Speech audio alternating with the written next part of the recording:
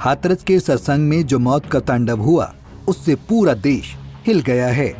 हर कोई हैरान है, किसी को कुछ समझ में नहीं आ रहा है कि आखिर हुआ तो हुआ कैसे।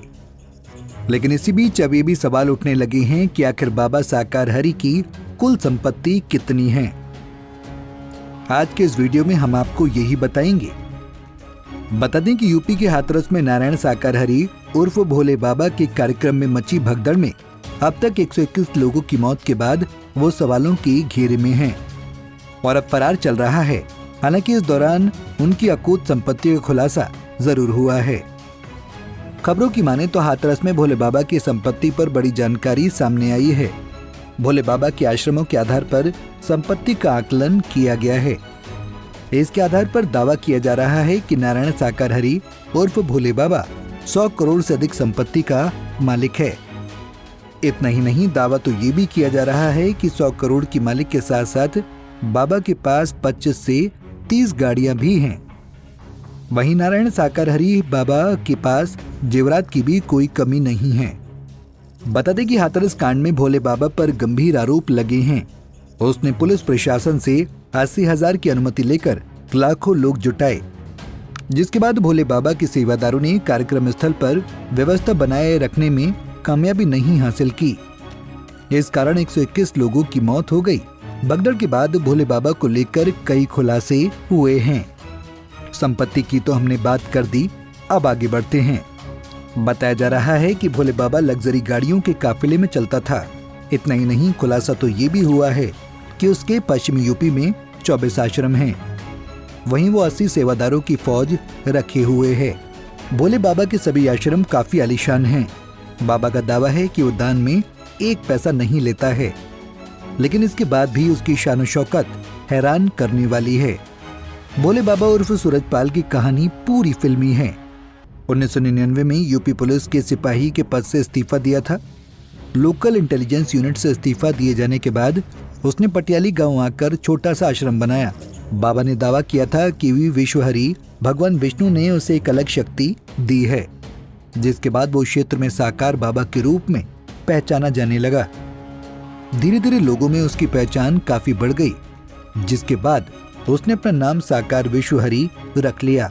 समय बीतने के साथ वो नारायण साकार विश्वहरि के तौर पर अपनी पहचान बना लिया।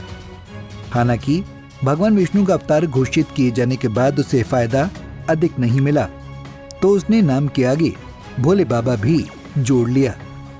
भक्तों के बीच वो भोले बाबा के नाम से प्रसिद्धि हासिल की। पश्चिमी यूपी के इलाके में सांप काटने वालों का जड़ी बूटी से इलाज के जरिए वो प्रसिद्ध होने लगा। बाद के समय में कुछ बीमारियों का इलाज भी शुरू कर दिया।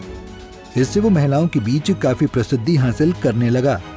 सूरजपाल उर्फ भोले बाबा ने खुद को दान लेने से अलग रखा, लेकिन सामान्य परिवार से आने वाले इस सिपाही ने ट्रस्ट बना दिए। सूरजपाल की छवि ट्रस्ट के जरिए भोले बाबा के रूप में प्रसिद्ध होने लगी। इसके बाद वो अपने प्रभाव को मध्य प्रदेश और राजस्थान तक फैलाया। फिर बदलते समय के साथ दिल्ली, यूपी, उत्तराखंड में भी बाबा फेमस होने लगा। बता दें कि मैनपुरी में भोले बाबा का आलीशान आश्रम है, जहाँ पर 6 कमरे भोले बाबा और उसके खास लोगों के लिए रिजर्व हैं। इस आश्रम में 80 सेवादारों की फौज लगाई है। वो आश्रम की सुरक्षा में लगते हैं। बाबा का आश्रम करीब 21 बीघा इलाके में फैला हुआ है। वहीं बाबा के काफिले में 24 से 30 लग्जरी कारें रहती हैं। बाबा खुद फॉर्च्यूनर से चलते हैं। मैनपुरी का बिछुआ आश्रम 3 साल पहले बना था। यूपी में कहीं भी कार्यक्रम हो तो वो इसी आश्रम से आता जाता है। 21 बीघे में बने आश्रम को करीब 4 करोड़ की लागत से तैयार कराया गया है। मैनपुरी आश्रम सीधे बाबा के नाम पर नहीं है। राम कुटीर चैरिटेबल ट्रस्ट की ओर से इसका निर्माण कराया गया है, जहां पर 200 लोगों के दान देने की बात है। बाबा के इस आश्रम में सबसे अधिक 2.5 लाख और सबसे कम 10,000 रुपए दानदाता का नाम अंकित है। इस प्रकार बाबा खुद दान न लेकर ट्रस्ट के जरिए दान लेने की बात पुख्ता होती है। भोले बाबा का आश्रम यूपी के कई जिलों में है। कानपुर के बिधनु इलाके के कसोई गांव में 3 बीघे जमीन पर आश्रम बना हुआ है। वहीं इटावा में 15 बीघा में आश्रम बना हुआ है। सराय भूपत के कटीखेड़ा गांव में बाबा का आश्रम बना हुआ था। नोएडा के सेक्टर 87 इलाहाबाद गांव में बाबा का आलीशान आश्रम है। साल 2022 में ग्रेटर नोएडा वेस्ट के सेक्टर 16 बी रोज याकूबपुर में समागम का आयोजन हुआ था। कासगंज के बहादुर नगर स्थित पटियाली गांव में बाबा का भव्य आश्रम है। ये बाबा का पैतृक गांव है। यहीं से बाबा के साम्राज्य की शुरुआत हुई थी। पश्चिमी यूपी समेत प्रदेश में 24 आश्रम हैं। हर जिले में बाबा ने ट्रस्ट बना रखा है। ट्रस्ट की ओर से हम कमेटी का गठन किया गया है। इस कमेटी के जरिए सत्संग का आयोजन किया जाता रहा है।